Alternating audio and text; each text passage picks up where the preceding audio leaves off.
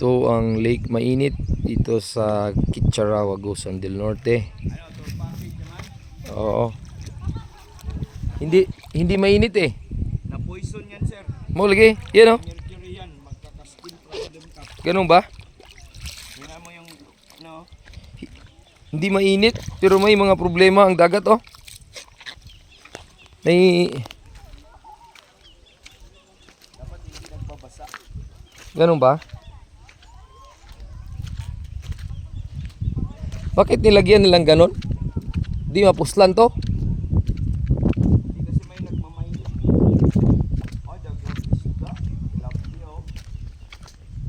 Paano ito eh, maraming mga establishment tapos walang magstay dito. Government to. Government ito.